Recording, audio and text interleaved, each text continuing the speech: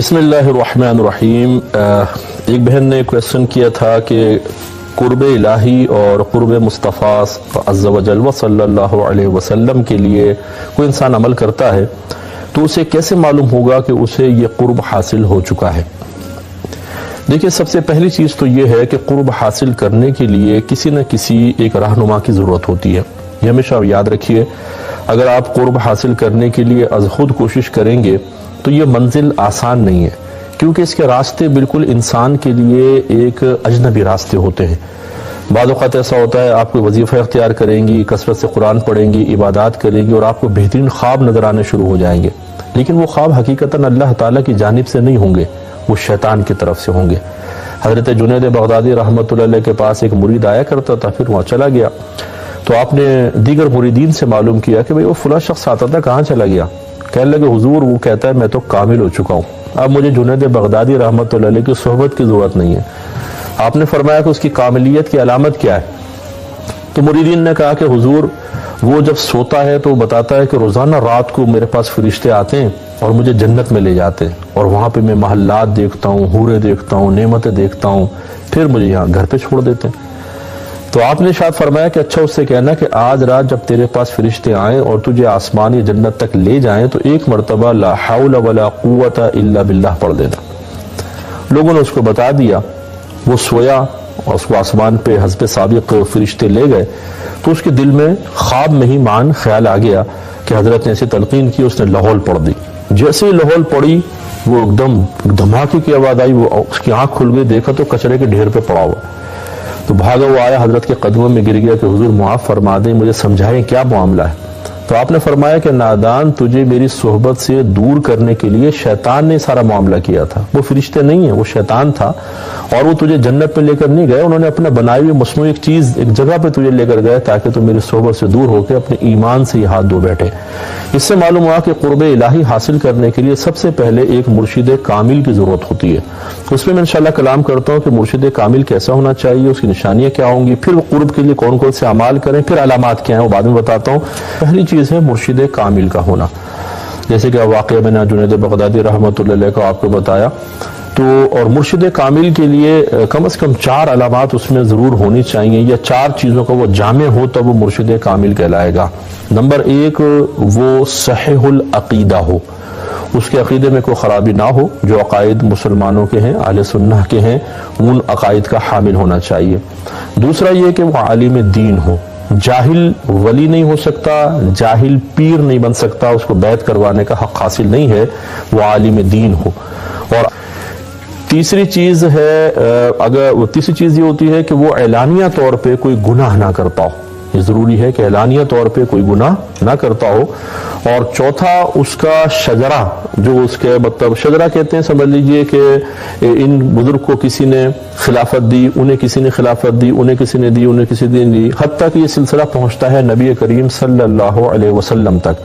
تو سرکار صلی اللہ علیہ وسلم سے لے کر ان صاحب کے جو پیر صاحب ہیں ان تک درمیان میں کوئی بزرگ غائب نہ ہو، لیکن یہ ہر ایک نہیں پہچان سکتا، عوام نہیں پہچان سکتی ہے، تو اس کو اگر آپ چھوڑ بھی دیں کوئی پرابلم نہیں ہے۔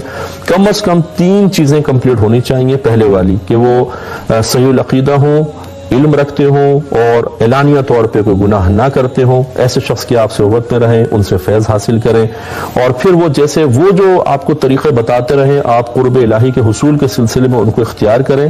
اس میں برکت بھی ہوتی ہے اور ترقی بھی ہوتی ہے، اور بہت تیزی سے انسان اللہ تعالیٰ کی بارگاہ تک پہنچتا ہے، اور اس راہ میں آنے والے جتنے خطرات ہیں پھر وہ آگاہ بھی کرتے رہتے ہیں، اور آپ ان سے معلومات بھی کر سکتے ہیں کہ مجھے ایسا محسوس ہو رہا ہے کہ یہ صحیح ہے، یہ غلط ہے، تو چنانچہ ان کی تربیت کی روشنی میں قرب الہی حاصل کرنا آسان ہو جاتا ہے۔ اب تیسری چیزیں علامات ہیں، وہ میں انشاءاللہ آپ کو بتاتا ہوں، لیکن کال کے بعد۔ السلام علیکم۔ کن اعمال کے ذریعے قرب حاصل ہو سکتا ہے؟ یہ بہتر یہ ہے کہ جب آپ کسی کے ہاتھ میں ہاتھ دے دیتے ہیں، کسی کا دامن تھام لیتے ہیں، تو پھر جس طریقے سے وہ آپ کو آگے لے کے چلیں اس طریقے سے آپ کو چلنا چاہیے۔ لیکن میں یہاں پہ ایک چھوٹی سی بات بڑی معذرت کے ساتھ عرض کرتا ہوں کہ دیکھیں، اللہ تبارک و تعالیٰ کی بارگاہ میں مقام حاصل کرنے کے یہ مقامات 3 ہیں۔ پہلا مقام جو انسان کے لیے ضروری ہے طے کرنا یا وہاں تک پہنچنا، وہ فنا فی المرشد کا مقام ہے۔ پھر اس کے بعد مرشد اسے نبی کریم صلی اللہ علیہ وسلم کی بارگاہ تک پہنچا دیتے ہیں، اور پھر انسان وہ جو طریقے بتاتے ہیں ان کو اپناتا رہتا ہے، تو وہ فنا فی رسول کے مقام پر فائز ہوتا ہے۔ اور پھر جب یہ مقام اس کو حاصل ہو جاتا ہے، اس کے بعد مزید قرب کی راہیں کھلتی ہیں اور پھر وہ فنا فی اللہ کے مقام پر فائز ہوتا ہے۔ بڑی ہی معذرت کے ساتھ میں ہر ایک کے بارے میں نہیں کہہ رہا ہوں، ماشاءاللہ بہت اچھے اچھے آستانے ہیں، بہت اچھے اچھے پیر عظام ہیں جو آج بھی فنا فی اللہ کے مقام تک انسانوں کو پہنچا رہے ہیں۔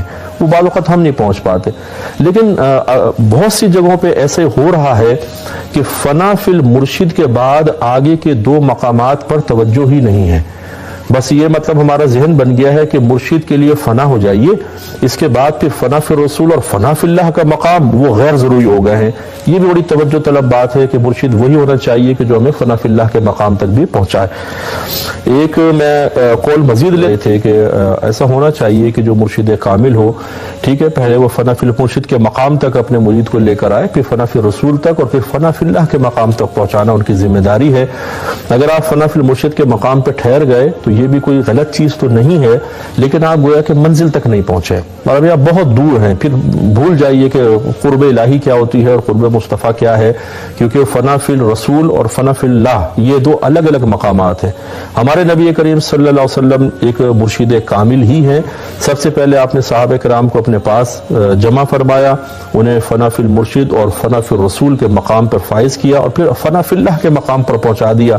اللہ سے ان کا تعلق ملا کر آپ دنیا سے تشریف لے گئے، یہی کام ہونا چاہیے۔ اب اس کی علامات یاد رکھیں کہ جب انسان قرب الہی کی علامات اختیار کر لیتا ہے، سب سے پہلی بات تو یہ کہ وہ جاہل نہیں رہتا ہے۔ یعنی قرب الہی اگر اس کو حاصل ہو جائے، قرب مصطفیٰ صلی اللہ علیہ وسلم حاصل ہو جائے تو نمبر ایک وہ جاہل نہیں رہے گا، وہ صاحب علم ضرور ہوگا۔ تو اگر کوئی علم حاصل نہ کرے، خالی وظیفے پڑھتا رہے، تہجدیں پڑھتا رہے، چاش شراک پڑھتا رہے اور پھر یہ سمجھے کہ شاید میں اللہ کی بارگاہ میں مقبول ہو جاؤں گا، کبھی بھی نہیں ہو سکتا۔ یاد رکھیں، علم کے بغیر کوئی بھی شخص اللہ کی بارگاہ میں قرب حاصل کر ہی نہیں سکتا ہے۔ قلت وقت کی بنا پہ میں اس پر تفصیلی کلام نہیں کر رہا ہوں کیونکہ کویسچنز کا ڈھیر ہے، ورنہ آپ ہماری بات پہ اعتماد رکھیں تو یہ علم سب سے پہلے ضروری ہے۔